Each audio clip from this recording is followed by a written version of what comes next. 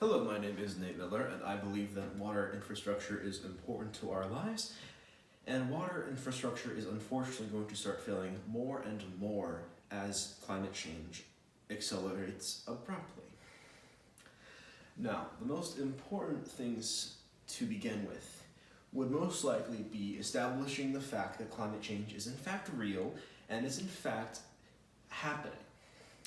I assume basic scientific literacy in the audience. If not, then my bad. To begin, I first would like to emphasize the importance of water infrastructure, especially in terms of fresh drinking water.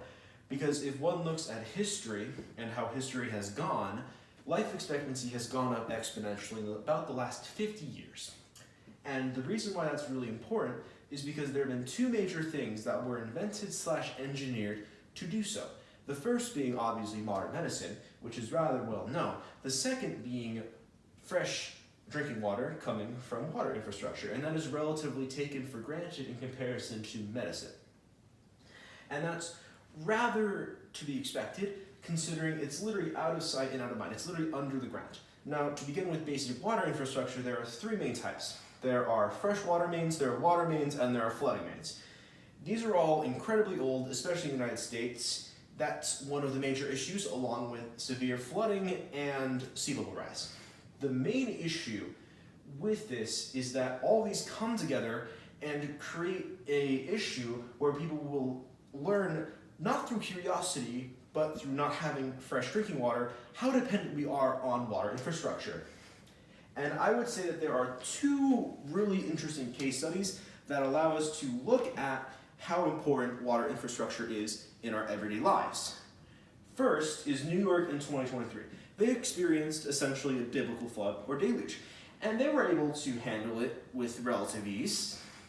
Obviously, New York being one of the wealthiest cities in America, and America being the wealthiest country in the world, it is to be expected for them to be able to do so.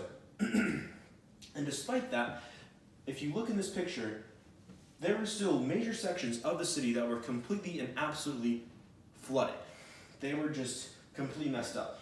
And this scenario shows two major aspects of lack of resiliency in our water infrastructure. That being its age and flooding constraints. Essentially, there's only so much water flooding mains can take over a given period of time over a given area. Whole thing, right? And they come together and create the image that you see right here. You see various physical wastes, various chemical wastes, and obviously various biological wastes from the waistelines. And obviously New York, being as wealthy as it was, they were able to handle it. But the situation still went viral. There were videos of subway lines when they were underground in the subway where water was literally leaking out of the walls. And that is rather concerning, and it shows that even in the most powerful nation in the world, in its wealthiest city, its infrastructure is still woefully unprepared for the soon-to-coming future. The second being a less fast-paced type of phenomenon, being sea level rise, the slowest type of phenomenon that one can think of in terms of climate change. Sea level rises by like 0.2 centimeters per year, and despite that, it is still a major issue. The Floridian government literally does not allow for the words climate change to be spoken in their government because of politics. And that is a major issue because the city of Miami, despite having massive economic growth, has to spend $4 billion solely on its infrastructure just to maintain it in the face of the predicted sea level rise by 2030. Just Miami, $4 billion over the next 6 years. That's insane.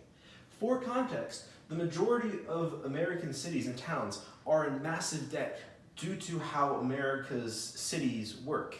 I'm not going to get into it, but that's an insane cost because sea level rise is only going to go up and up beyond 2030.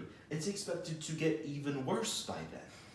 So one must ask the question, in the face of our critical dependence on water infrastructure and on the age of that infrastructure, and on just the severe, like, issues when it comes to climate change in terms of severe flooding events and sea level rise, and our seemingly lack ability to even communicate about it.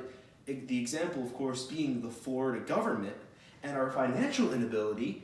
And obviously, we are able to deal with small disasters like what happened in New York. But as an engineer who wants to work in water infrastructure, and specifically wastewater, I cannot help but look at this information and say, I am going to be working on failing systems that are going to be making people suffer due to the inability for us to maintain basic hygiene, and disease is going to become rampant, even in the developed countries. And that is a really, really concerning thing to me. And I wish that more people paid attention to this, if I'm completely honest.